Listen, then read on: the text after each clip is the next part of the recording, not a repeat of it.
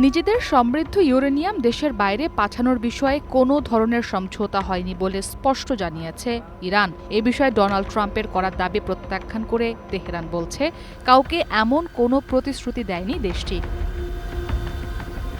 ইরানের জাতীয় নিরাপত্তা কমিটির মুখপাত্র ইব্রাহিম রেজাই আল জাজিরাকে বলেন, ইউরেনিয়াম সমৃদ্ধকরণ শূন্যে নামিয়ে আনা বা তাদের শান্তিপূর্ণ পারমাণবিক কর্মসূচি বন্ধ করার কোনো প্রস্তাব তেহরান সুস্পষ্টভাবে প্রত্যাখ্যান করেছে।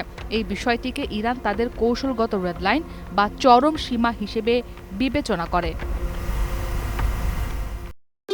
ভবিষ্যৎ হোক নিরাপদ, বিনিয়োগ হোক বিশ্বস্ত, আর আমার পছন্দ সল্ট বে। ওয়েলকাম টু সল্ট বে। এদিকে প্রেসিডেন্ট ডোনাল্ড ট্রাম্প বারবার দাবি করে আসছেন, ইরান তার সমৃদ্ধ ইউরেনিয়ামের মজুদ হস্তান্তর করবে। এমনকি শুক্রবার সামাজিক মাধ্যমে দেওয়া এক পোস্টে ট্রাম্প লেখেন, আমেরিকার সব পারমাণবিক ধুলো অর্থাৎ নিউক্লিয়ার ডাস্ট নিয়ে নেবে। ট্রাম্পের এমন দাবি নাকচ করে দিয়ে ইরানের পররাষ্ট্র মন্ত্রণালয়ের মুখপাত্র ইসমাইল বাঘাই তাসনিম নিউজকে বলেন, সমৃদ্ধ ইউরেনিয়াম ইরানিদের কাছে ইরানের মাটির মতোই পবিত্র। কোনো অবস্থায় এটি কোথাও হস্তান্তর করা হবে না।